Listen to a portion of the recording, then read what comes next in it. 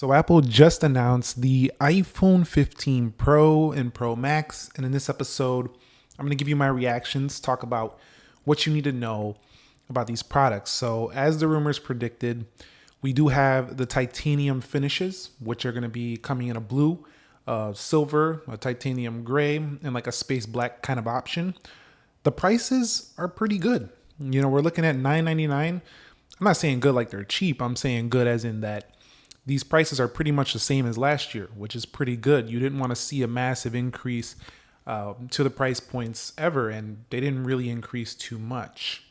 Now, the next thing is that we do have improved camera lenses on here. So the camera lenses on here are definitely majorly improved. We have a 5 times optical zoom now on the iPhone 14 Pro Max, which is huge.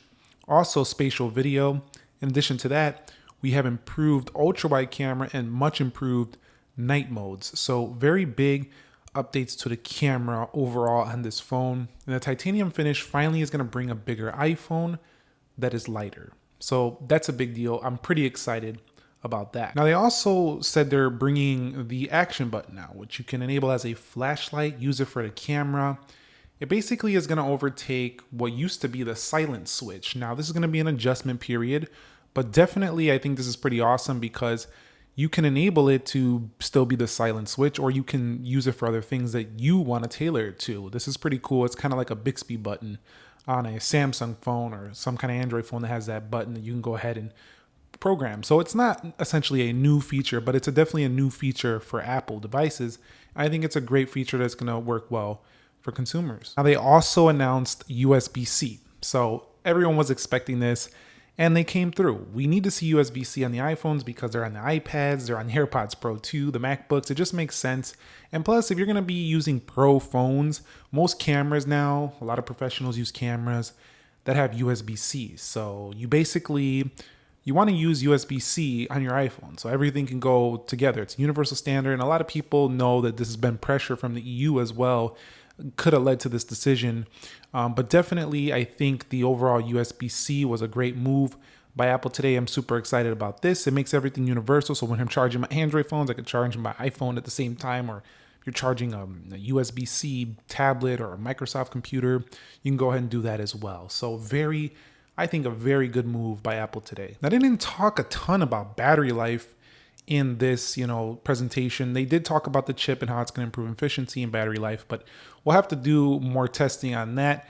The A17 Pro. So they're changing the name from Bionic to the A17 Pro chip, which to me is pretty genius because now you're going to have another way to say, well, this phone is better because this one has the Pro chip and that one has the Bionic chip. In reality, I think this is really going to benefit those of the heaviest gaming users, and of course, takes advantage of that chip, giving you really good pro camera features that you might not find in the base 15s. So there is usage for it, but the naming scheme is pretty genius, and I can't wait to test the A17 Pro versus the Snapdragon 8 Gen 2 to see if it stomps all over that chip. Wi-Fi 6E, spatial audio, improved portraits. That's basically it. We have USB-C, improved cameras, bezel-to-bezel screen. Well, not fully bezel-to-bezel. They did reduce the screen bezels. And at first, I thought this was going to be a huge change, like much thinner than it actually showed in the video. But honestly, it was, it doesn't seem too exciting to me. It seems like it's a nice change, but I thought they were going to go fully edge-to-edge. That didn't happen, but Dynamic Island also comes to the base 15s. I'm not going to go on and on about the base 15s because they're basically just the pros of last year with the nice new color options, including a true pink finally. So for the ladies out there, you got a true pink finally, and they're basically the pros of last year without the extra zooming capabilities. You got the A16 Bionic, the 48 megapixel camera, improved battery life. It's just a good option. I think with the Dynamic Island coming to the base models, we're going to see a big surge in sales because everybody always wants a new thing that looks new, and the Dynamic Island is going to let people know this is the new iPhone 15. So yeah, that's basically everything that was launched. It's not a ton. The interview or the presentation wasn't as long as usual. Usually these things are like 2 hours. I think it was like an hour and a half today. So there wasn't like a ton. It was just Apple Watch Series 9, which is pretty cool, and the iPhone 15s and the 15 Pro Maxes. So another year, another good update. I'm a little disappointed that they didn't go 10 times on the optical zoom because that would match Samsung, head to head. But I think there's a lot of things that this camera are gonna do better than a Galaxy phone in terms of like just the overall results. So I can't wait to see how the video looks with this new chip and how the actual, because they could have went further, but maybe if they go further they're not going to get the same quality as they would on their 5X at this point in time. So we're probably going to see a 10 times zoom or a longer zoom even more on the future. So this is just like the exciting first step into taking these phones to the level of like where they have ultra far zooms. So this is really cool for pro users and people who want to replace their cameras. Apple is saying 7 lenses this replaces. That is insane and pretty insanely awesome.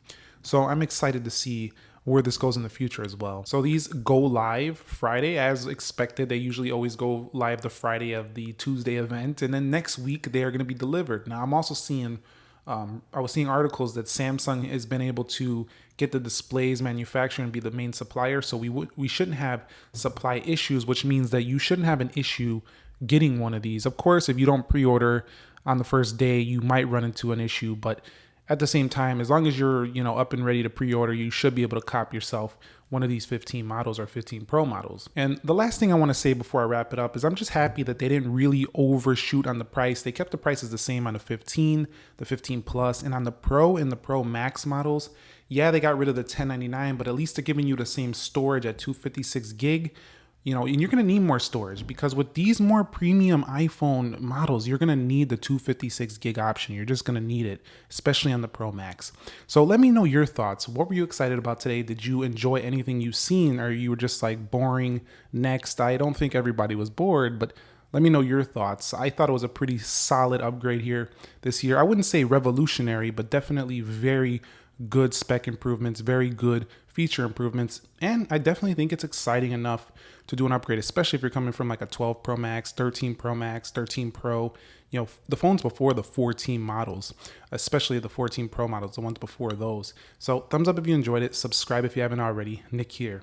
Be sure to be well. I'll catch you on the next episode, and peace.